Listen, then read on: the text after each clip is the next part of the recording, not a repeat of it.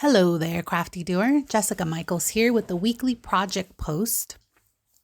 This post is all about kicking off all things Christmas. So let's dive into my first Christmas card of the year. I was actually able to break the seal to this new paper pad that I got about a decade ago. Definitely not available in stores if you look. But I remember grabbing this thing on clearance because it had a vintage grunge look to it, mixed media thrown in there to the design of the pages. I loved it. And I can see why, because now that's all I'm into. So I grabbed the green polka dot paper, this dotted red paper that I had in my paper stash, and I began to ink the edges for some depth with Catherine Pooler's Cranberry Fizz ink. You guys, this ink I got thanks to my super sweet cherry friend Flora that I met on the Cherry on Top message board. She reached a milestone on her Instagram and she had a giveaway and I won one of these among other cool things. I love them. It's everything I've heard that Catherine Pooler's ink pads are. You should check them out if you haven't. I'll have links to all the supplies that I use in this card below. And let me know what you think, if you have used them or if you're going to, or what you use. Right now, I use Tim Holtz Distress inks. I absolutely love them, as well as his oxides. But right now, I'm using the Distress ink in walnut. And I also I grab 2 cling stamps by Stampers Anonymous. And I start layering up in clusters all around the red page. I love doing this. You usually just get like a bolder stamp and then a script stamp. That's why I love these cling stamps, because it comes with a variety of both. So after I do that, I grab Ranger's Transparent Gloss Texture Paste. And I use it with Tim Holtz mini layering stencil called Flames. This stuff is really cool, you guys. It dries clear. Right now you can see that it's very white, but it dries clear, and then you can add dimension to it by just like layering it up or adding a thicker layer of it. You could also add color to it when it's wet. If you try to do that, it's almost, after it's dry, it's almost like a resistant. So it's really cool. I'll keep that in mind to try to do a project with it, like a resistant technique, maybe in my next project.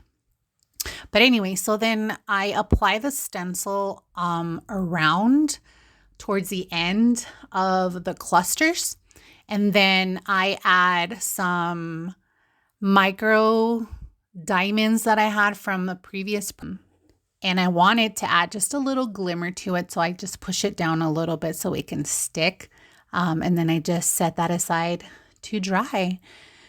Next, I grab the green polka dot paper and I spritz the edges a little bit to help with the distressing of it, because I'm using my X-Acto knife. Now, not ideal, I don't recommend it, but this X-Acto knife is definitely not sharp, not new.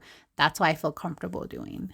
And yes, the Sizzix multi-tool starter kit with the paper edge distresser is on my Christmas stocking stuffer wish list. Yes, I said Christmas stocking stuffer wish list, which is separate than my Christmas wish list.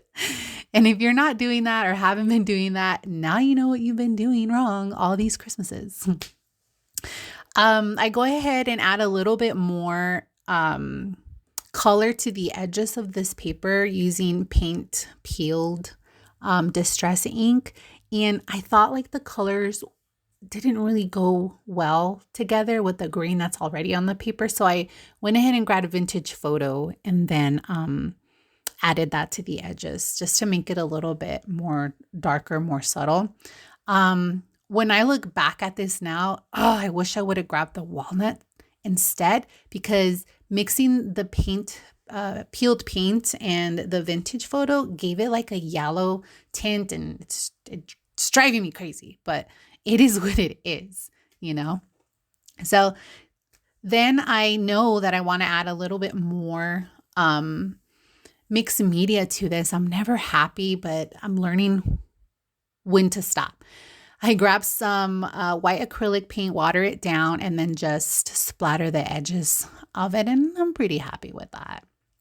So I think, hey, why not add it to the red paper, right? So I went ahead and splattered some of the clusters with that as well. I think it looks pretty. I love splattering. I could splatter everything when I first started. I used to splatter everything. I even taught my 5-year-old how to splatter. She's a master at it. Sometimes she gets these gorgeous splatters that I'm super jealous of.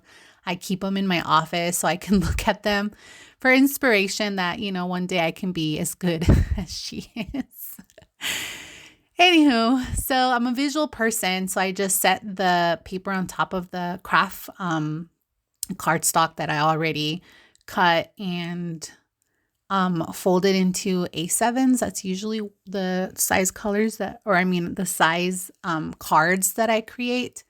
And then this paper pad has this really cool paper where it has just all of these wonderful vintage Christmas images. And the first thing I thought when I saw that was awesome, but also like you can fussy cut and get ephemera out of it. And that's exactly what I did.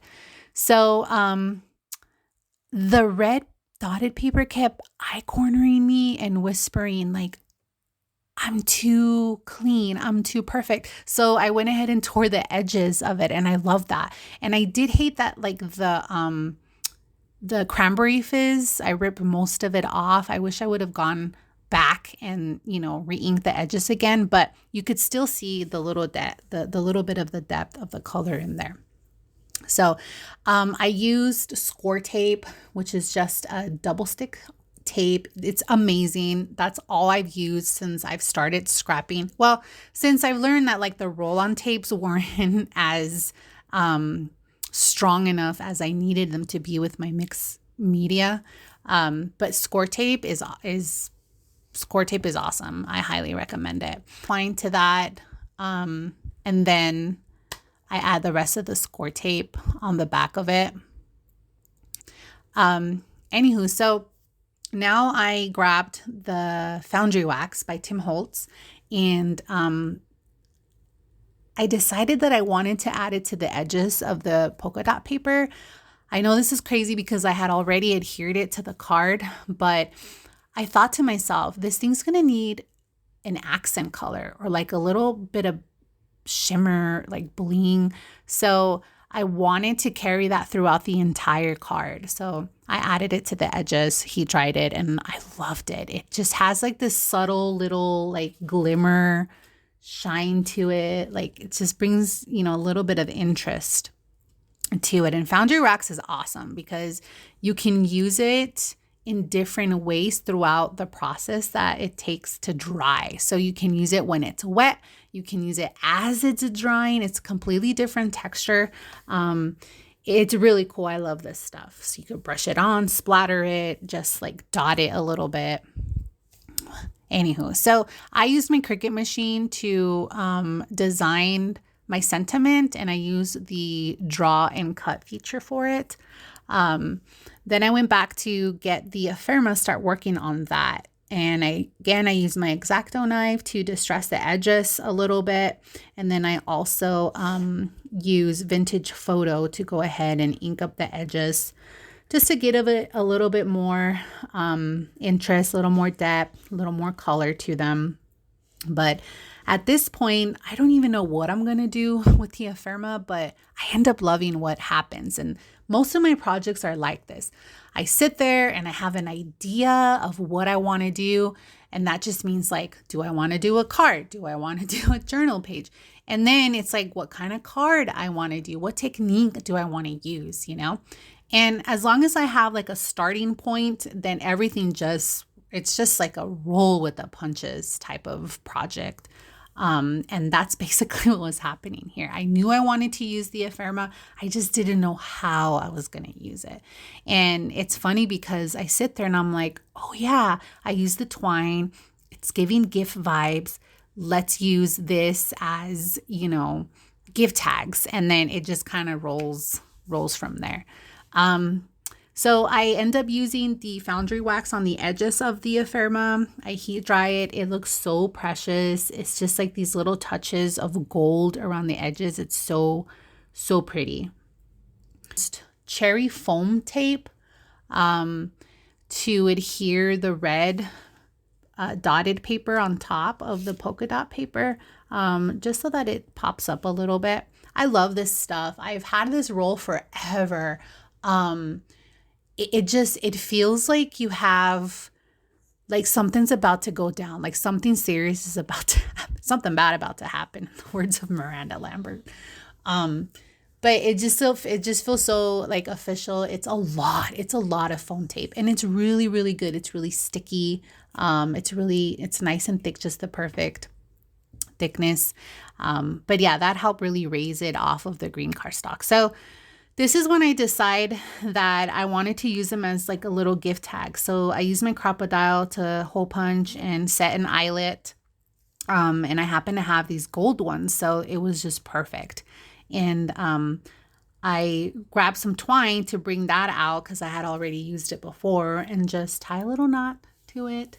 It was perfect. So the setting, the placement is what I struggled with a little bit, especially the name tag, or not the name tag, especially the sentiment, but we'll get to that later. So again, I go into Cricut Design Space and I cut out some Christmas greenery.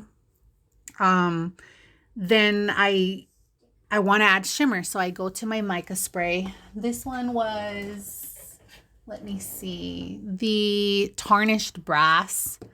I add a little shimmer to it, and I do it on both sides. So I spray it on the first side, I dry it, and then I flip them around and I spray that side too. And the reason why I do this is so that when I'm fussing with the placement, because like I mentioned earlier, I always struggle with placement, I can flip them around, and they both have the shimmer on it. So that's the idea behind doing it. It might be a little bit messy, but it's what I do and it's what works for me. So I start fussing with the placement, and you'll see my thought process behind everything. You'll see me thinking. Right now I'm adding some more cherry foam tape to the tags, and I only added down the center because I know that I want to add the Christmas greenery behind it. So I go ahead and do that. But yeah, so you can really see the shimmer here in the Christmas greenery. So then I just start fussing with that. And I use art glitter glue. That's what I've always used when I transitioned from Elmer's. Nothing wrong with Elmer's. It just didn't work for what I needed it to. So art glitter glue, it's not just for glitter. In fact, I sometimes use it for more than just like crafts. I use it almost like super glue. Yeah. Anywho, so after I adhere all of the greenery, I start messing with the sentiment. And I do that because I end up deciding that it's way too big. So I go to my Cricut and I make a smaller one. Now, the font that I use to design this in Cricut Design Space doesn't fill it in. So I just use the same marker and I fill it in myself. I've always done this. I don't mind it at all. It's just something that I've always done. I'm sure there's different, techie things that you can do, different fonts or whatnot, but it's one sentiment. It's a part of my process, and I don't mind it. It's kind of like fussy cutting. The people that absolutely despise fussy cutting, I personally don't mind it at all. So anyway, so yeah, I place it there and I think I'm done. I think I am done. It looks so good. I love all the layering. You can see the shine from the transparent glass and the sparkle from the micro diamonds. And then I decide, I grabbed some more Foundry wax and I added to the little dots that I hadn't noticed were on the Christmas greenery, right? So I end up doing that. I heat dry it.